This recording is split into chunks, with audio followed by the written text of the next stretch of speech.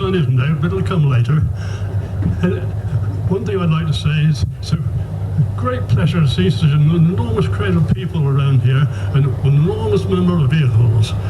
It's a long, long time ago since I've seen this number of vehicles of a minor category all together. And I must say, I greatly appreciate it all. And I must say that if my old boss, Alec Isagonis, was alive, he'd love to be here now. It'd be really a treat to him. But alas, he's gone a long time ago, and I'm left as the oldest one of the system to it. I was actually his number one design and development engineer. As that, of course, we were working on the miner now, not 50 years ago, but some 55 odd years ago is when we first started. Actually, just before the war, we were nibbling at it very quietly, and towards the end of the war, we were nibbling at it rather more so. So, rather more time than 50 years as far as I'm concerned.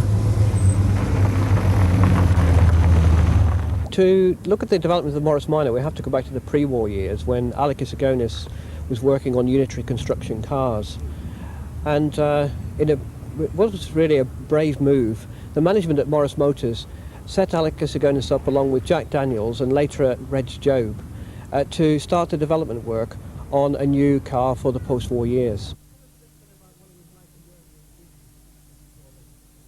Tell us a little bit about what it was like to work with Izzy, as you called him. Well, it was different.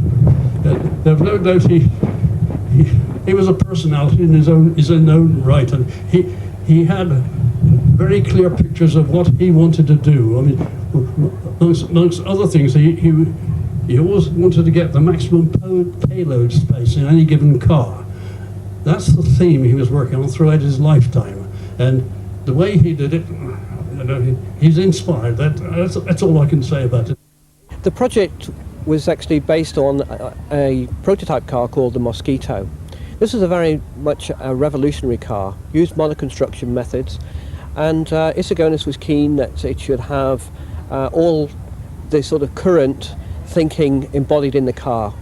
So he set to with independent front suspension, small wheels, a narrow-bodied car, and right from the outset it resembled very much what became the Morris Minor.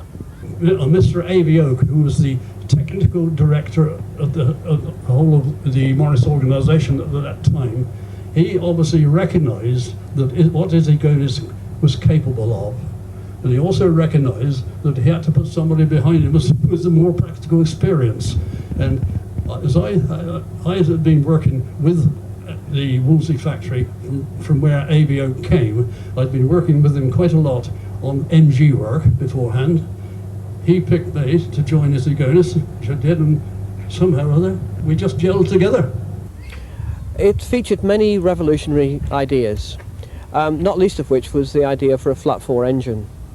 This unfortunately was fated and never actually reached production, and in an effort to save money, Morris Motors actually finally installed a 918cc side valve engine into the Morris Minor. The reason for this was that it was an easy thing to do. The 918 engine had been installed in the Morris 8 Series E, which preceded the Morris Minor, as a small car of the time. And so it eventually came to the very late in development that there were some changes in the shape of the car. Isagonis at times I think feared that the car might not actually see production because there were so many boardroom wrangles about it. Lord Nuffield, of course, disliked the car immensely, and in what's a well-documented episode, he actually referred to the prototype as a poached egg. It didn't go down well with Isagonis, as you can imagine. But he did actually describe the car as being narrow-gutted, which is a strange expression nowadays, but it actually prompted Isagonis into some last-minute changes, which actually changed the shape of the car forever. This actually involved cutting one of the prototypes in half, and then moving the two parts apart, and at precisely 4 inches Isagonis thought that the proportions were absolutely right. And a legacy of this is the fact that on a Morris Minor you actually have a 4-inch insert in the bonnet here, which is the job was given to Reg Job to accommodate these extra 4 inches. And the way in which he did it was to add 4 inches to the middle and to the roof on the saloons and obviously to the boot. And then at the side of the car, he actually, to save having to disturb the transmission tunnel, he actually inserted 2 inches either side on the outer limits of the floor. Now, one of the unusual things about the car is that when this 4 inches actually was added, we actually had an insert put in the front and the rear and the bumpers. And it's said that the car was so close to production at that time that the bumpers were already made. And again, as a cost-saving exercise, what they did was they cut them in half, put a 4-inch fillet in between. And with that, the Morris Minor was virtually ready for production. And of course, it made its debut at the 1948 Motor Show. In days when we were starting this, an 8-year life cycle of the car was about the standard, and we were going to do much better than that, and we went for 10 years as our thoughts of what we do. But 50 years, no one in their right minds would have thought of that. Ray, when I first looked through your book, I remember seeing these early sketches by Alec Isogonis. How closely do they resemble the final product? Well, it's amazing, really, when looking at these again. It's always been said it's uncanny, the resemblance to the early sketches to the final product. And when you look at this, you can see that apart from the front end styling, it's virtually all there. It's all Morris Minor right from the outset. And I think this tells us that he had a dogged determination to make sure that his ideas got through right to the end. In fact, this sketch here reminds me of a comment that was made that he actually designed the car right the way down to the button on the glove box locker. It's incredible. Now, the front end styling did give him some problems. It's said that there was some American influence from the Packard Clipper of the time, and certainly the split screen was there right from the outset. Right.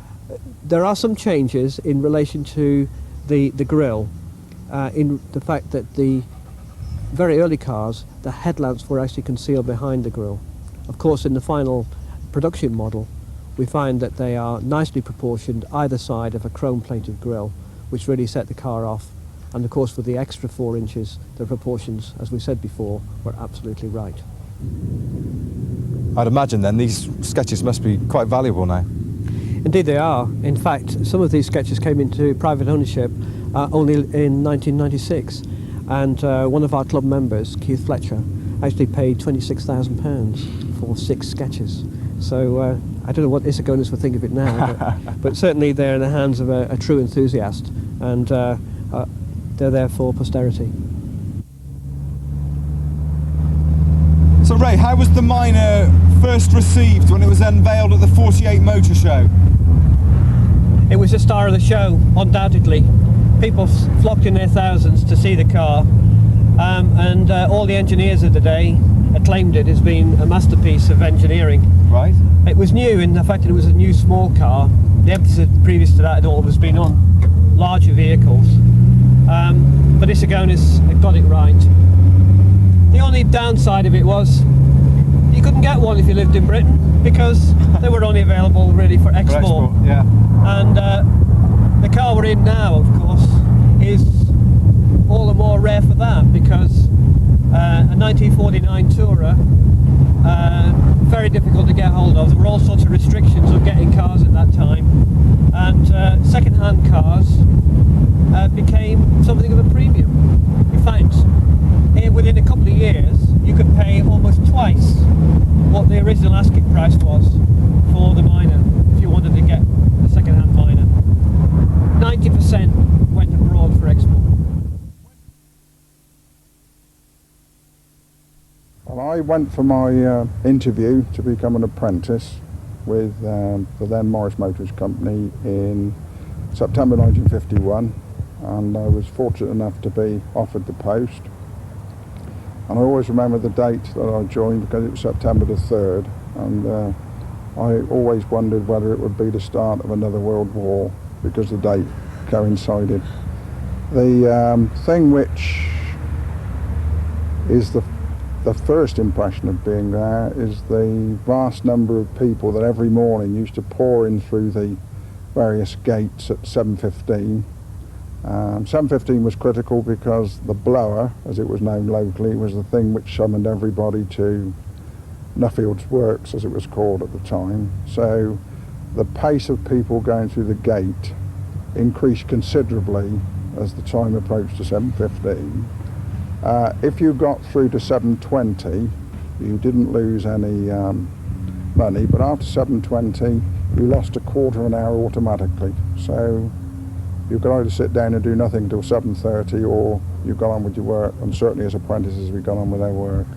See, the bodies came down from Birmingham on the forerunner of the current car transporter. You get, I think it was, if I remember rightly, 6 bodies on a trailer, and they'd come into FH block, as it later became known, and they'd be degreased, checked for damage, or that would all be rectified. Then they'd be put through a rotodip process, which would put, I'm not sure exactly, but between 5 and 6 coats of a base primer. They'd come out brown, I remember, because at one time I used to inspect them in 1950 something. Then they go through this rotodip process. I said they'd go in several tanks, put on a chain with a spit through each body, and the body would be turning as it went down the line. It would go into each vat and turn inside the liquid. So, as I said, all of the nooks and crannies within all the channels have got a proper coating to anti-rust protect it. I went into the experimental department in 1950, and I remained there until 1955, and worked on various models of the range at the time, but particularly I did a lot of work on the Morris Minor. Now they were looking to produce an improved engine, so drop the side valve engine. So you were involved in 1952 on this 10,000 mile run, weren't you? Tell us more about that. Yes, the 10,000 mile run was the objective was to prove that a car would do much higher mileage without servicing, because service intervals were being increased. The run took place at Goodwood, and a special tender was built which enabled the car to be serviced on the move with the wheels still rolling and still being driven under its own power. That took place in October 1952, and it used the A-Series 803 engine, and the car averaged 50 miles an hour and very nearly 50 miles to the gallon throughout the whole run. That was some achievement, I would have thought, Peter, for the time. It was a long way ahead of the competition in those days, yes it was. Billy Morris had been over to America and before the war, and picked up he was the original mass production man, wasn't he, in this country? Picked up a lot of the ideas, and he was the man who brought in the production line. These are things we're just talking about, and niceties, like make things easier, make it quicker to do. It still goes on, you know, efficiency never stops. Well, to start off the process in the trim shop, you'd have leather hides, or the Rexine, and that'd be cut to the shapes required. Then it would go to the ladies in the sewing area, banks of sewing machines, you know, dozens and dozens, and they'd sew the required covers for the seats or parts of the body inside fillets. Then some of it would go to the glue room where the ladies would glue bits together. Eventually that would all finish up with the seat assemblers, who then put these covers onto the metal frames of the seats, and out at the other end would come the seats for the cars. Put that on a conveyor, send it to the assembly building in sequence, so that you got the right colour or the right size of seat for the right car as it came up the production track. So I started in the apprentice school, and that was basically 2 years in there, running through all the machining processes. And after the first year we were allowed out into the various shops, usually for a period of a month. And that was my first involvement with the experimental department, where the Morris Minor was developed, and I expressed an interest in returning there towards the end of my apprenticeship if I could.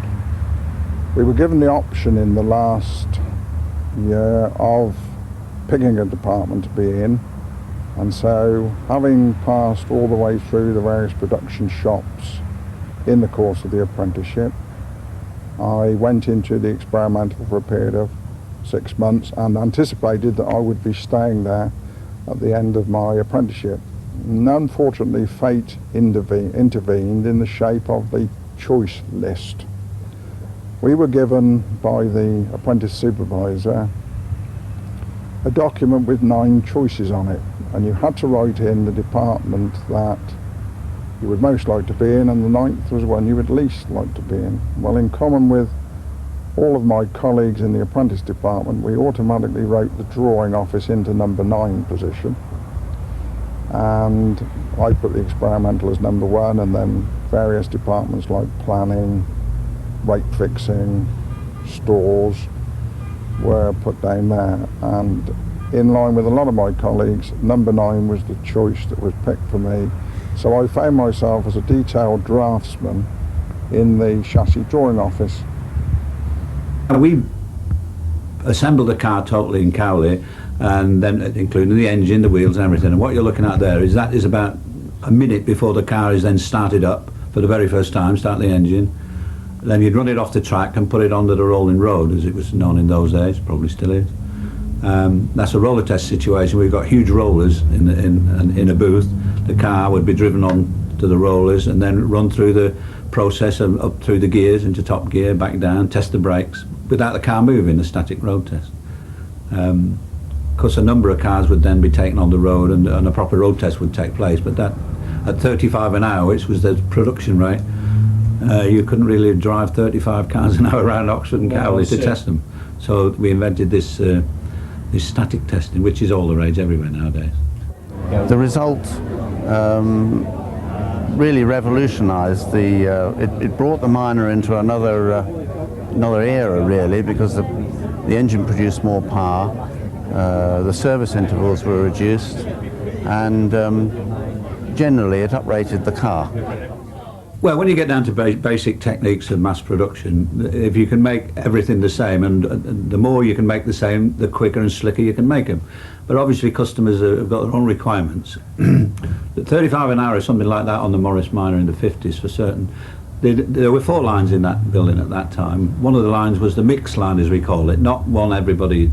It's not a situation you would encourage, but because of the production rates, and you have to maximise your facilities anyway, then you would have mixed lines, and I think there were Morrises, Rileys, Wolsleys. At one time we did a Vanden Plough, but that was the bigger production car, so that the average rate would be a lot lower per week, you know, somewhere in the 500-600 a week, as opposed to the 1,500, 2,000 Morris Minors. And you could always tell because the lads' toolboxes were massive when they were on I remember one guy, Ginger, I think his name was, and we'd have a toolbox would be something like, let's say 9 inches by 18 into compartments, and that guy used to take with his nuts, his bolts, his screws in.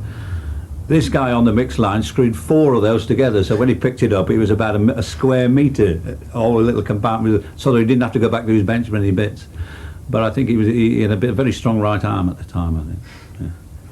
Yeah. Unfortunately, when we came to 1962, there had been a decision to amalgamate all the drawing office and experimental activities in the Birmingham area, and it was in fact called the Amalgamated Drawing Office, and the drawings for a long time carried the code word ADO.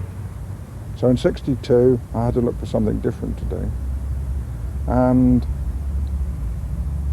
what proved to be an opportunity was that the current method of looking after the quality of vehicles at the time was essentially an inspect and reject.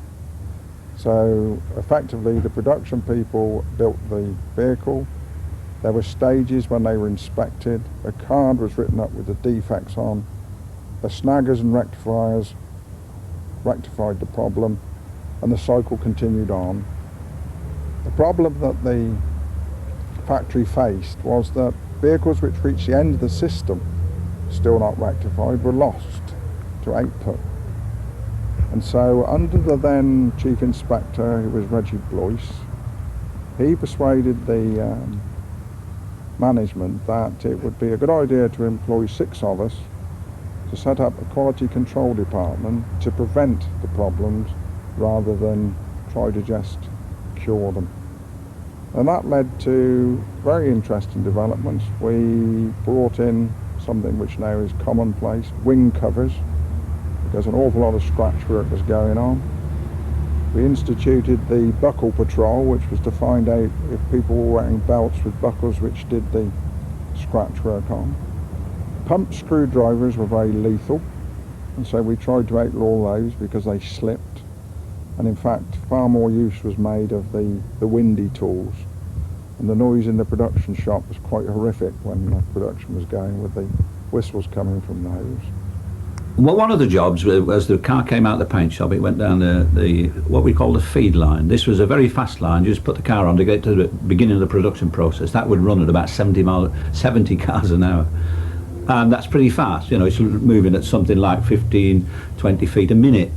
But one of the jobs on that track was to put this coach line along the side mouldings, and one name in particular, there were several blokes did it, but Teddy Allstop, a well-known Oxford character who's no longer with us, I used to watch him fascinated. He would stand at the side of the car, and the car was going almost fast enough for him not to move, and just put his brush on this moulding, and this magical coach line would appear off this special-made brush to do the job, with a very long brush part of it. The hairs were about 2.5 inches long.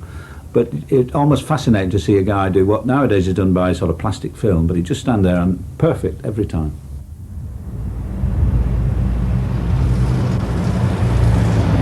Well, one of the things before I left Cowley, we were talking about letting customers come back and to attract customers and get a feeling of belonging, to get customers back to see the process and that sort of thing. I mean, they can visit the factory.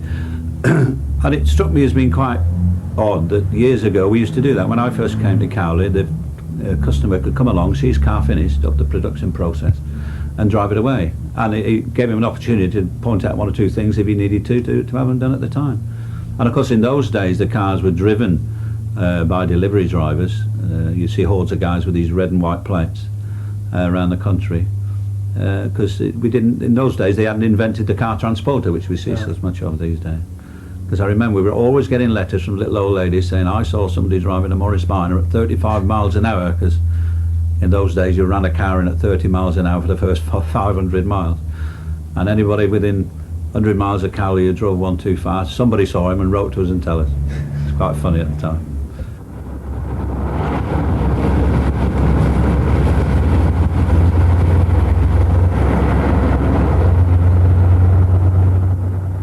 And there was the Morris Motors band, wasn't there? Well, that's how I started in the factory. When I left the army after my national service in 1953, I had an audition with Harry Mortimer and came down to Cowley because he could find you a job in the factory when you played in the band. And it was a fine band, one of the best in the country. And there was a total social side. In fact, you know, we hear so much about strikes and things like that these days, but I remember we'd sing Christmas carols in the week before Christmas on the production lines when I worked there. Somebody'd suddenly strike up a chorus and somebody would be singing Christmas carols all morning, that sort of thing.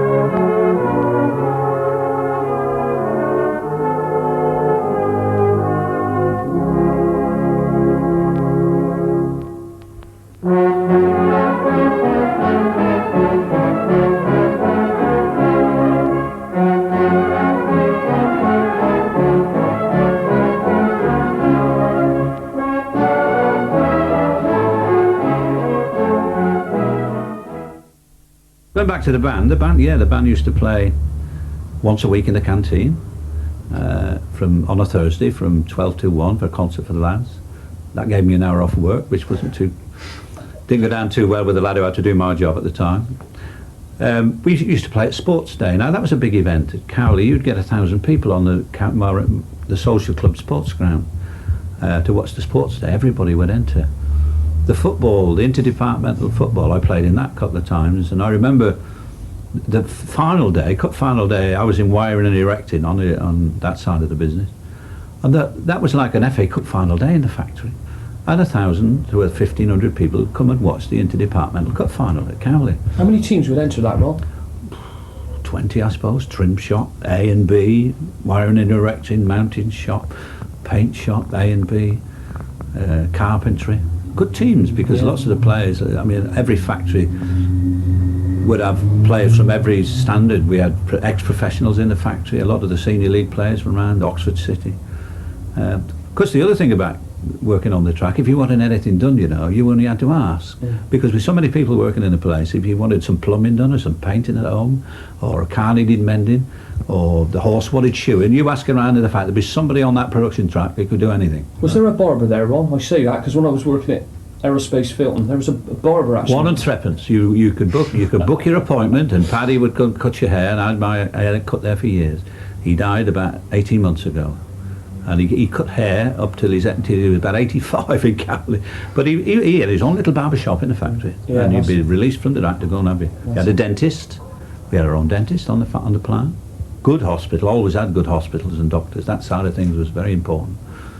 But never big serious accidents, if I remember rightly. 1 or 2 over the many years, but no, for a factory that size, pretty good. But that side, medical and dental and welfare work, was very much an important part of what goes on. And just going back to the band, you actually broadcast every 3 months, did you say, Ron? We would broadcast every month, bright and early. It was programmed at bright and early at 6:30 in the morning. We would go down on a Wednesday night, do the recordings up in Maida Vale, in the Morris Motors band coach, which was well known all through the country. Particular coach, sort of half double-decker at the back it was. Oh yeah, on a Morris, split level type, yeah? Yeah, on a Morris commercial chassis, that's right, yeah. And we'd go up there once a month, I think. Because Harry Mortimer, the conductor, was the BBC director of music for brass and military bands. I'm sure that helped a bit.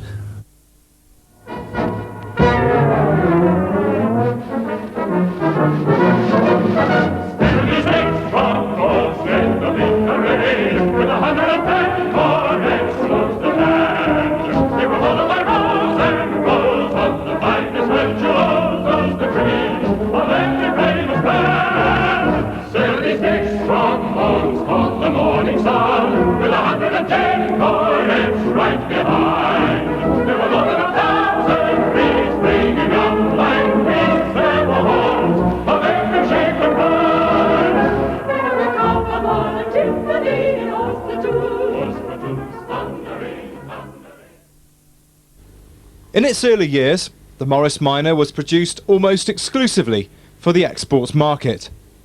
As government legislation had made it impractical and expensive to export complete vehicles, the CKD system, meaning completely knocked down, became increasingly important to the Nuffield organisation. Vehicles were shipped abroad in components form and subsequently assembled in their country of destination.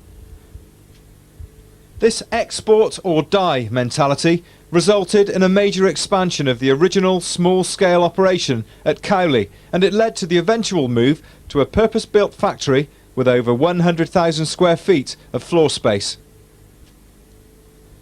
CKD made terrific economic sense. British vehicles could be assembled abroad while incurring lower tariffs than those attached to fully built imported vehicles. There were also benefits for the importer, who was able to modify the Morris Minor to meet local market requirements. The first CKD miners dispatched for export all went to Ireland, a process which started in 1948. A very positive legacy of CKD is the continued popularity of the Minor in countries which benefited from this remarkable operation. Yeah, it was decided 4 weeks ago we'd do a car especially for the Jubilee celebration, so gold, it had to be gold, and gold is quite controversial on a Morris Minor. It's not an original colour, but you will agree the result turned out quite well. It is actually a Jaguar colour, so it's keeping an English type of colour together. The Blenheim Golden Jubilee certainly wouldn't have been the same without the Irish contingent. Thank you, Dad. He's a lovely man. Mum was asking, would you be dropping home?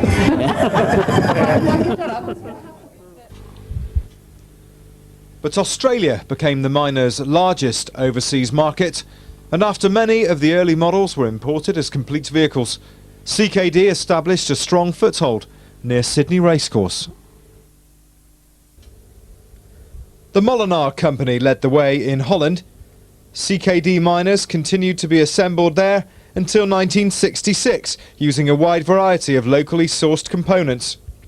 The Molenaar's operation was vast. It was supported by an extensive dealer network with no fewer than 52 outlets, and it supplied vehicles to Belgium and Luxembourg, as well as throughout Holland. And is there still strong interest in the miner in your country? Yeah, and we have to keep them on the road. There are nearly 800 in Holland. Yeah. And why is the Morris Minor so special to you? It's my hobby, and I'm making a living out of it. Are you? But I do both. In what way? I'm selling parts. This is I'm sponsoring this rally from Holland, right. And I'm selling the parts from them, and also the cars. But the cars are a bit expensive at this moment because of your rate of the pound. Oh, I see. Yes, of course. So yeah. at this moment I am only doing the spares of them. This was my first love for Morris Minor. We bought it 12 years ago as a pile of junk. My husband restored it himself in about a year. And you see what it's about now. And it's a special car because it's especially built for Holland and assembled in Holland. And right. There are not so many cars in Holland who are specially made for Holland. So that's why it's an original number plate. Right. And it's a lovely car. CKD also thrived in Denmark, South Africa, Indonesia, the Philippines and New Zealand, where the last Minor was manufactured at the Dominion Motor Plant in 1974. By this time, 1.6 million units had been made worldwide. This was our main emphasis to come over here to be for the 50th Jubilee of our little car that brings us all together. And firstly, I'd like to thank the organisers for this, to organise an event that we can all get together with a common factor being the Morris Minor. I think it's great. Peter bought one after he left school. We couldn't find the original, so we bought a second-hand one and had it restored to its original condition. Sort of a nostalgia thing, really. Yes. Peter, do you see many miners still in New Zealand? Yes, there's a lot of Morris Minor. The movement is getting a lot of momentum up, and the fact is it's dearer to buy them now. They're starting to appreciate, not depreciate. Whatever the language of the copywriters, the Morris Minor's hallmark was quality first. In 1955, as exports of fully built Morris Minors approached an all-time high, Sir Leonard Lord, chairman of the British Motor Corporation, made a proud announcement. Exports for that year had totalled nearly 200,000, which exceeded every other motor manufacturer in the world. Such was the volume of trade that ships were chartered specifically to meet demand. In some territories, such as on the African continent, the road infrastructure was so poor that vehicles had to be air freighted to the point of distribution. By 1960, the Morris Minor had become the first British car to achieve 1 million sales. So the company then decided that they really ought to do a special edition, which of course was before special editions were common, to celebrate production of the millionth Minor. And the first car is this one, which was taken off the production line to be a prototype. That was done during November 1960. And then when they'd actually made the millionth car, they made a special limited edition of 350, all in this colour, to celebrate. Now, what other special features does this car have apart from the colour scheme, Andrew? Well, the interior is different. It's white leather seats with black carpeting and black piping around the seats. There are special chrome wheel trims on the wheels, and the badges on the car say Minor Million rather than Minor 1000. So mechanically it's a very standard car. To look at, it looks very different. And what were the exact numbers again, Andrew, that were produced of this model? They made 350 of them, including the millionth car itself. The millionth car itself isn't here today. It's actually being restored at the moment, but it does still exist. I see. So really, what we're saying is there's a fair percentage of these cars left on the road today, by the look of it. Well, I look after the Minor Million register, and we've traced about 70 cars. Not all of them are on the road, but 70 still in existence. That is a high percentage, really, isn't it? 1 in 5 is a pretty high percentage of a colour which I think in 1961 most people thought was disgusting. The vehicle, which had been promoted by Nuffield's copywriters as the world's supreme small car, was indeed conquering the globe, and its popularity remains indestructible. So why the Minor, why not the Volkswagen Beetle? Oh, it's the face of the Minor is a little bit more lovely, so maybe. And actually I think the Morris Minor is better to handle with, because all the valves and everything in the Beetle, they are somewhere you can't get your hands in and you get your fingers broken. Right, and so it is much easier to maintain, yeah. work on, yeah.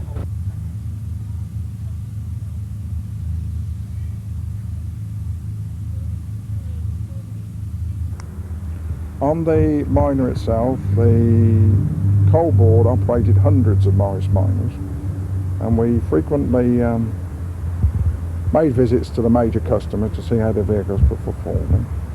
The only problem that the reps with the coal board had was the water in the boot, which in fact was a problem on the saloon, which really wasn't cured until the end of production, because you had a very long lid and not much pulling down power. And I recall in visiting a dusty coal mine down in South Wales, and met with, I think, about 8 of these. Why they chose white Morris Minors in a coal field, I don't know, but they had these white cars, and they all came up and said, these cars go forever, but can you do something about this, please? And we opened the boot, and in each corner was a little soft sponge and pad. They said we have to squeeze that out every morning to get rid of the wet. So we did in fact finish up with a newly developed seal which largely addressed the situation. And I recall we had some discussions with the Bristol police, because I believe it was the Bristol police were one of the very early police forces to have the concept of panda cars, and they had the Morris Minor as a panda car. And I remember a rather burly policeman coming to see us with his Morris Minor and showing us where the seat had broken away with his weight. The exhaust pipe had fractured at the front end due to the non-stop usage, and the doors were cracking. But we were very pleased for him to say to us, don't worry about those things, because in comparison with all the competition, this will run forever. Maureen, a lovely example here of a police Minor, finished in Bermuda blue. How long have you actually owned the car? We've only actually owned the car for the past 2.5 years. We acquired it from a friend of my husband's who gave up on it as a project that he started. It came to us as a jigsaw puzzle, and my husband pieced it all back together, and it's been on the road since March last year. Now, something your husband was saying earlier, Maureen, interesting, is the fact that this car does 30 miles a day on the M25. That's right. My husband goes from Grays to Romford, 15 miles each way, to work and back each day. And how does he find the performance on the M25? Because with the hustle and bustle of the London traffic. He doesn't mind it too much. It's quite hectic, but this car's pretty good. It keeps up most of the time. There's the odd day it doesn't go out, i.e. when it's really torrential rain or snow, then he'll take one of the other cars, because obviously vision is a bit limited sometimes with these. Now tell us about the legal aspects then, Maureen, of having the police signage on them. It's not the done thing, is it, once you get out the bounds of today's show? No, we're not allowed to go on the road with the signage.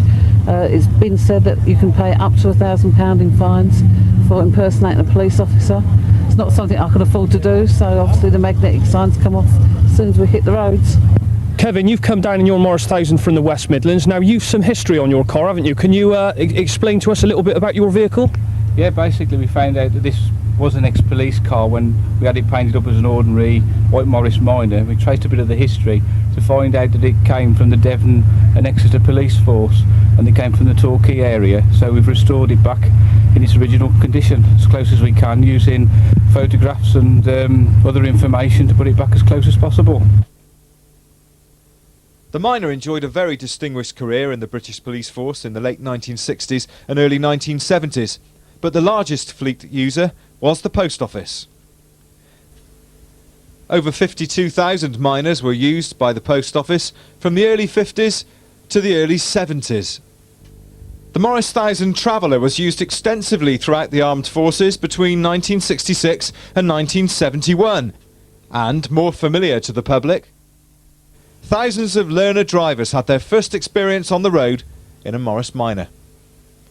And once they passed their test, RAC men in Morris Minors were on call to provide salvation.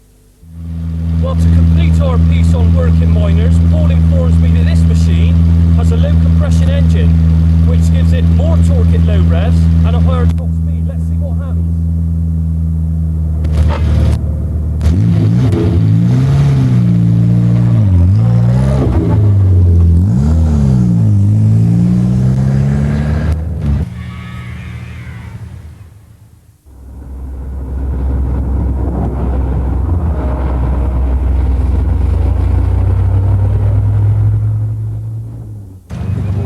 Many Morris Minor owners consider restoration during their ownership, and Tim Lang now offers the opportunity with his business to come up with examples like this. This is a concourse car, completely original specification, and a 68 Traveller, and it really is well worth a look at.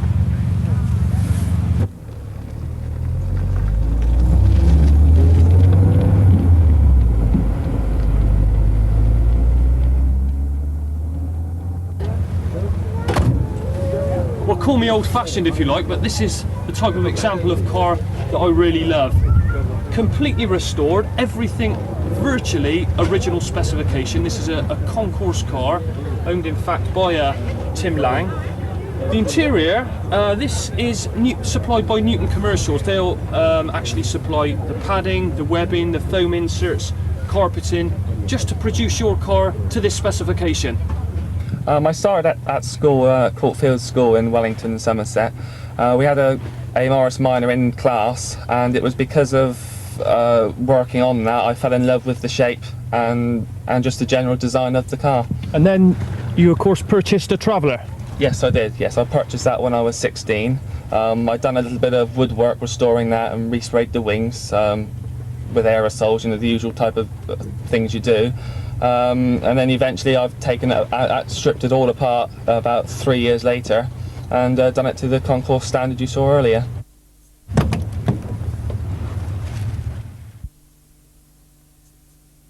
Here we are down in Tim's workshop. He's kindly manoeuvred the car onto a jig so that we can take a good look at the underside. Just look at the mess that this car's found in on one side. It's 44 years old, remember, so you can be sure that some poor repair work would have been carried out in that time. You can see that the sills are covered by other repair plates, trapping moisture and then enhancing the rust process. There you can clearly see the two plates pulling apart from each other.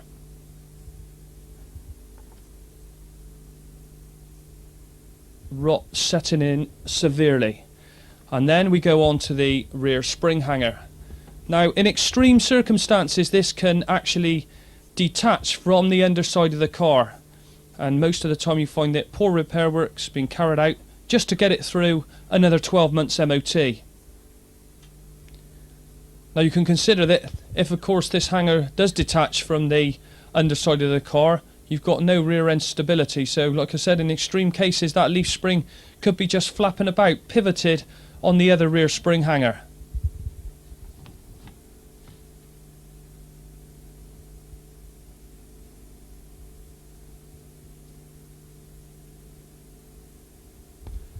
Now here you can see the restored half of the car which Tim's undertaken.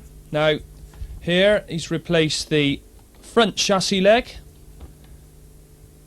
the tie plate that you can see there with the 3 apertures in, and a complete front floor pan.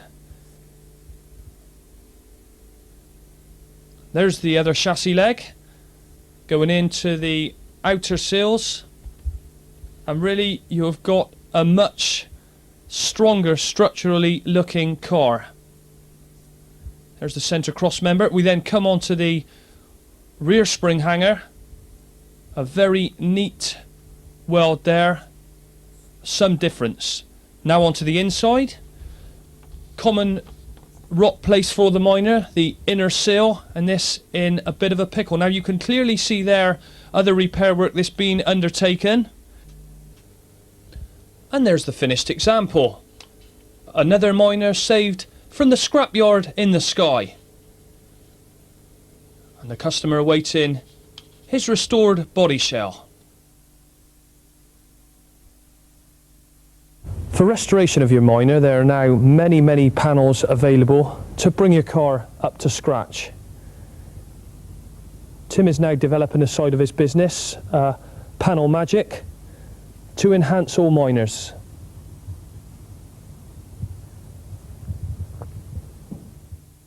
I think really looking back on it now, I think I was probably wrong to have done what I did on it, because I updated it to the new winkers and, you know... and you've had a fairly clusters. comprehensive job on the disc braking system. They decided to put disc brakes on, yes, because, you know, you're always sort of plagued with seizing cylinders and all sorts of things, you know. A familiar story? Well, Owen Burton's technical genius has helped many Miner owners out of a tight spot. He's based at the Morris Miner Centre, Bath Limited. What we've got here is basically a standard Morris Miner front suspension setup. We tried to sympathetically modify. We've incorporated in here a coil spring unit, basically so you can lower the car down perhaps sort of 3 inches or so without losing the spring rate that you would normally happen with it. We've got a front anti-roll bar. The Miners again are not very good handlers in standard form.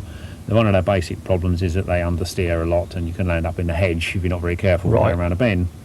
So the roll bar itself brings the steering back more to neutral. Yes. Actually makes going around corners quite fun. And having lowered the car as well with this particular system, you can find you're riding a bit like an MG or a Triumph and actually outperforming some modern cars sometimes. Now Owen, on the braking system of the Miner, we've got the niggle because of course the standard master cylinder is down under the front driver's floor pan, embedded in that chassis member. Now you've devised this pretty ingenious idea of having this polyurethane reservoir mounted up on top of the bulkhead. Talk us through this brainwave. It really started off back in the early days when we were fitting Marina disc brakes. The piston displacement from the calipers, we found by experience, was emptying the master cylinders very quickly. So we can't change the master cylinder easily, so the best thing to do was to increase its reservoir capacity, which is basically what we've done with this unit. A standard Girling reservoir unit, especially with a piping, runs down alongside or through the chassis into a special plug in the back of the master cylinder and just keeps the master cylinder topped up. And then of course, Owen, you've not got all the muck and general debris and carpet mess that tends to contaminate the reservoir. Yeah, you take the top off the master cylinder and all the bits of carpet drop in, and then, you know, it's quite convenient. And then your brakes stop working anyway. People who actually drive Morris thousands haven't really got thousands to splash around. Is that fair to say that? Yes, it is. I mean, I wouldn't say it's a down market car, but you're quite right. You need to be competitive. Yes, you do, very much so. And also, people who drive Morris Miners are perhaps the private sector. They haven't got a company car. They haven't got the benefit of business expenses, so they're very aware of the cost of motoring. So on the theme of cost, Nick, when the tax exempt was brought in by the government, what was that, 18 months, 2 years ago, did that assist your business at all? Did you find that things started to happen from then on? I mean, obviously, yes, there was another sort of £140 odd that people could spend on their car. But I think also, particularly us chaps, we need to justify the expense on our cars. And, you know, it is nice to say, well, of course, you know, if we spend money on this car. To the wife, you mean? Absolutely. Yes, that's right. Yes, the sensible ones, yeah. One very interesting aspect of Nick's business is this original Nuffield press, which produced all Morris Miner bumpers at Cowley from 1951. The machine is powered by electrics, hydraulics and pneumatics, and eventually presses the bumpers out looking like this. And then, through this series of fly presses, the starting handle apertures are produced along with the Miner bumper mounting holes. So nearly 50 years on, a little piece of Cowley is still very much linked to the Morris Minor.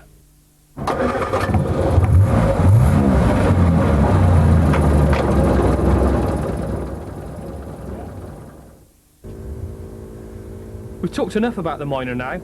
Let's go for a test drive.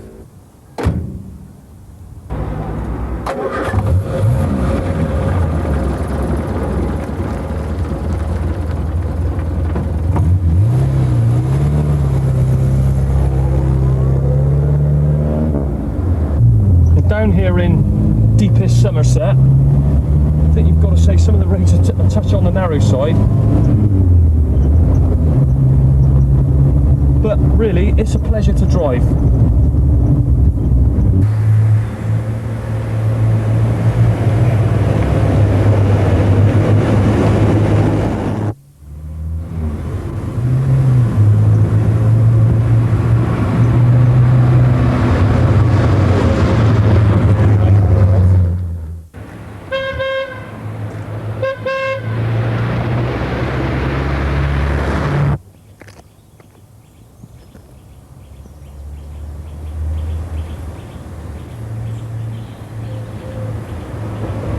One thing you've got to say about this car, it certainly comes with a high percentage of good feel factor. Very, very light steering.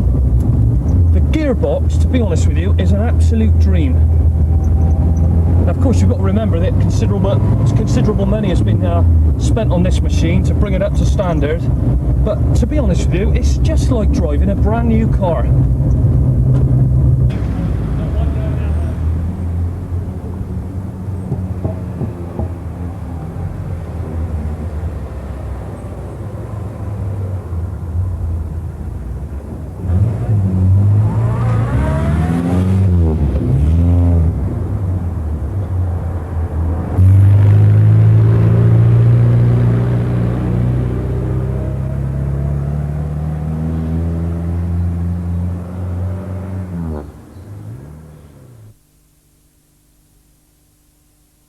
So when you discuss this motoring legend, the Morris 1000, quite often people say, well, my uncle had one of them, and I'm no exception, my uncle had one.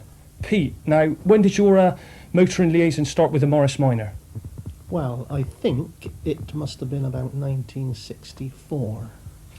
I got rid of a Renault Dauphine because I thought it was an absolute load of rubbish, and I actually had a bank loan for about £200 and bought this UVB 21. The other one was a split windscreen one, and that's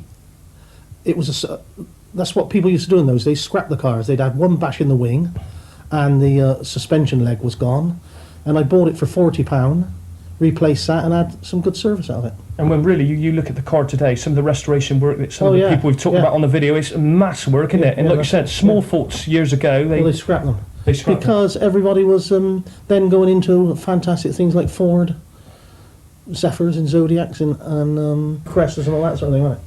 Another thing we've quite often talked about, Pete, is when you make an epic journey on holiday, you normally talk about the car being loaded right up, suitcases, mothers and fathers and goodness knows what else in the car. What was the biggest load you ever carried in yours? Well, I used to carry myself, Maureen, that's my wife, her mum and dad.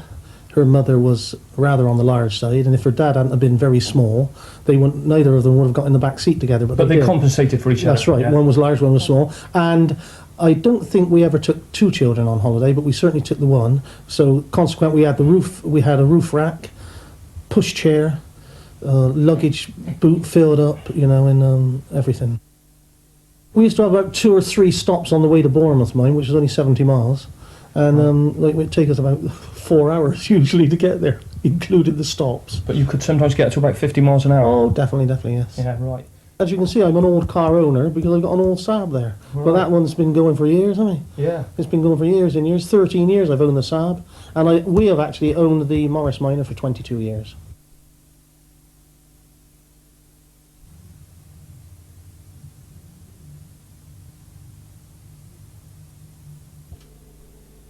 As the Minor faces life in the 21st century, a new obstacle presents itself.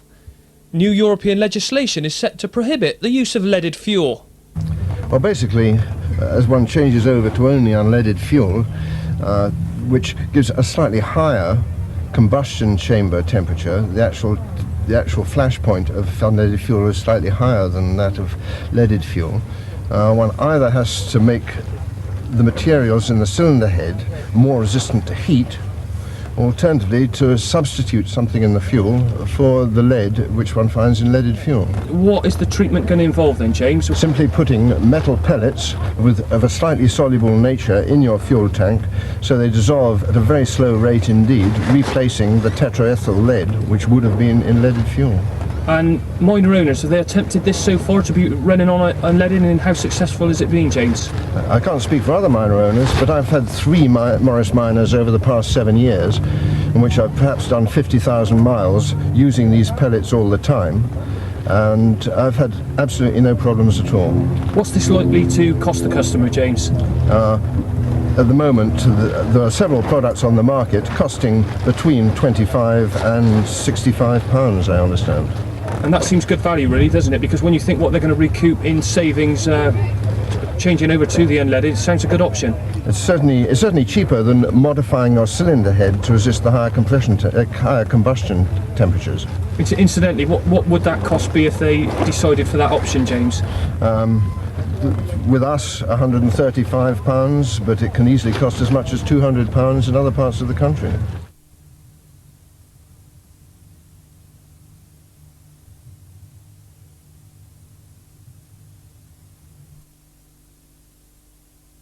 We're here, of course, to celebrate the 50th anniversary of the miner, the actual day, 20th of September 1948, of when the first production miner rolled off the lines at Cowley. We're here with Ray Newell. Ray, has today been a success? It's been a fantastic success, enhanced, of course, by the fine weather that we've had and the enthusiasts who've turned out to celebrate what is a very special day in the history of the Morris Minor.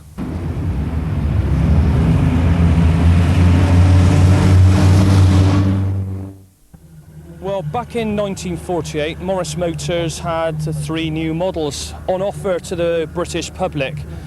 The Miner, the Oxford, and with us now, the MS, owned by Mick Burbridge. Mick, a magical example here of the Morris MS. Tell us a little bit about your car. Right, it's been in the family since 1956. It done a really hard life up until 66 when it was laid up by my late father.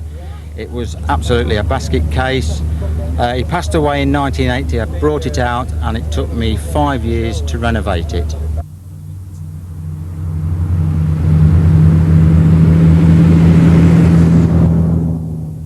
Well, to complete the Morris range back in 1948, the Morris Oxford made up the 3rd model, and David Robinson is delightfully going to show us around his MO Morris Oxford. Now, David, you've taken particular care in this restoration. How long did it take you?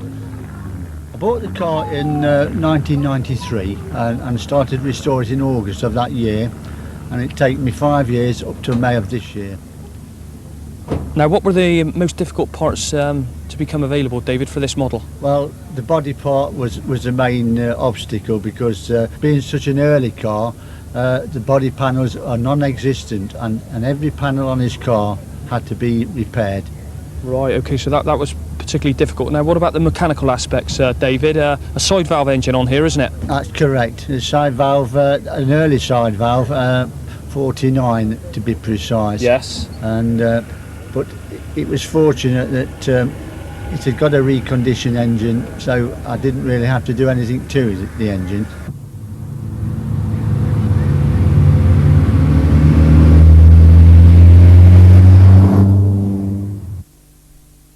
Before we conclude, we must return to Roy Davis, a man who enjoyed a long and notable career with the British Motor Corporation in its various guises, and one of the key contributors to this film.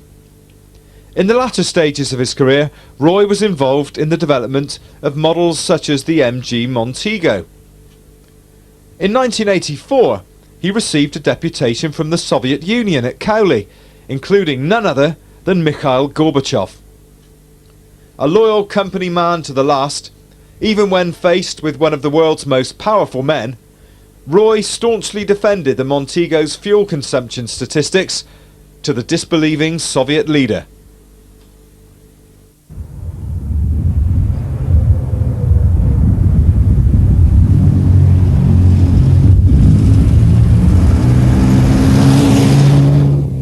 50 years on, the car still is in use, still much admired, still respected by thousands of owners all around the world. It's a real tribute to Alec Isigonis and his team that they actually got it right. And we look forward now to the next 50 years when we hope to see the Morris Minor establish itself as a real classic car to be used in the future and provide endless pleasure for thousands of motorists right into the next millennium. Okay, Ray, thanks very much for assisting us in producing this video. Goodbye.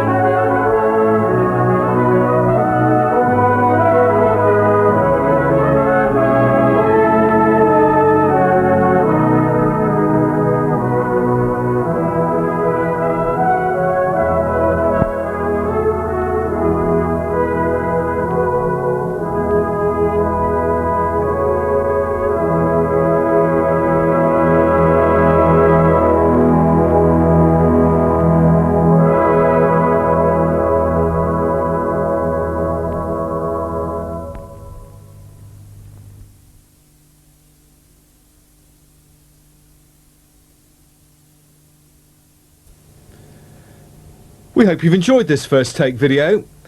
Our special interest video library features a wide range of subjects, including local history in Bristol and the West Country. Well, we're going to look back at Easton, how we used to work, play. We're going to talk to people who remember the dark days of the Blitz. We've got some wonderful old cine footage from Mary Gapper, a friend of mine from junior school days, which shows little segments of Easton which have now vanished forever. And we're going to look at little old cosy corner pubs which have now completely disappeared. Well, Woolworths have held this prime site here in Kingswood for over 50 years, and you can see that on this early film that we've managed to get hold of from the old independent television company TWW.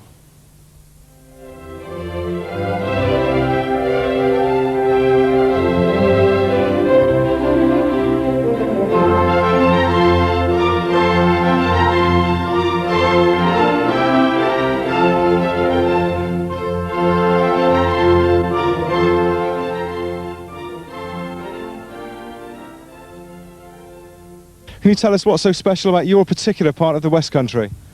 Well, Dave, where else in just over a square mile would you find an awe-inspiring gorge like this, on the sides of which grow trees and plants unknown elsewhere in the world? It's spanned, of course, by Brunel's magnificent suspension bridge, the symbol of Bristol, and underneath a river with one of the highest tide rises and falls in the world.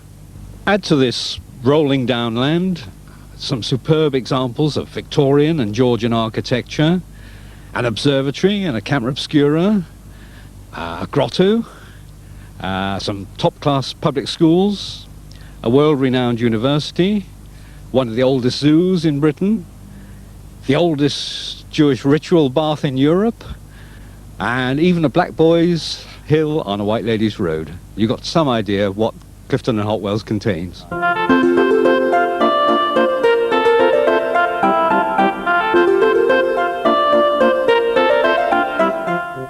The rich and varied history of the English monarchy has many connections with Bristol throughout the millennium. King Stephen was held captive here during the terrible civil war of the 12th century, and 500 years later, Charles II hid in Bristol as a fugitive. Rather more positive associations include Edward III granting Bristol's status as a city and county in 1373, and Elizabeth I's glorious arrival in the city some 200 years later. In the second part of the video, special attention is given to royal visits from Victoria all the way through to Elizabeth II with the aid of some wonderful nostalgic photographs.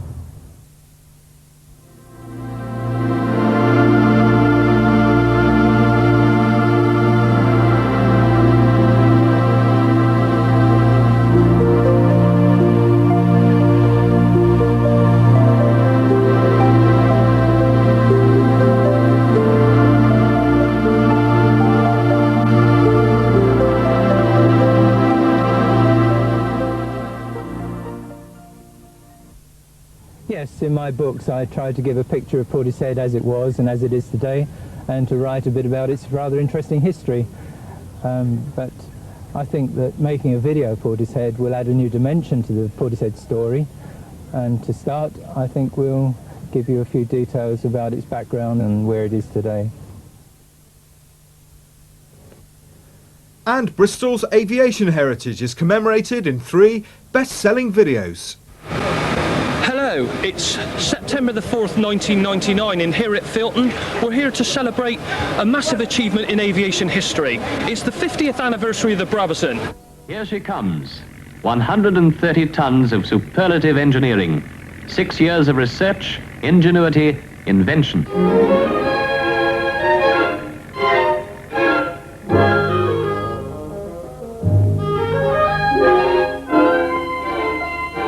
The chief test pilot, his co-pilot and a crew of 8 men go aboard.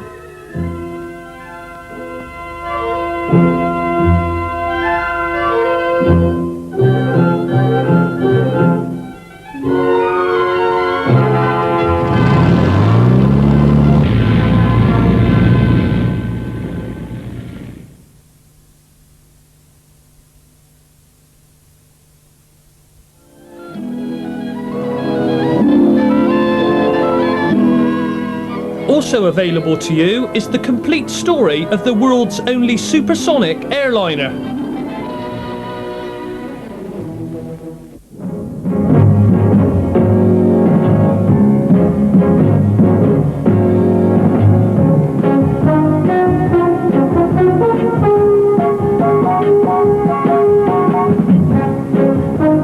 This was the first time 2 Concords had appeared together.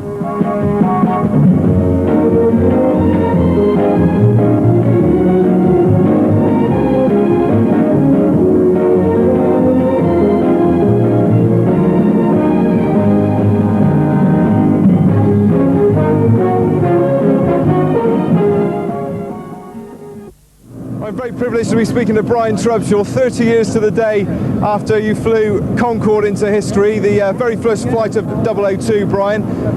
This must have brought back some wonderful memories for you today. Well, I completely relived the whole performance, actually. I've been looking forward to today, and of course on the way up to Heathrow this morning and flying down now, I've been sort of comparing what's happening today to where we were 30 years ago, and I may say it's all a bit different.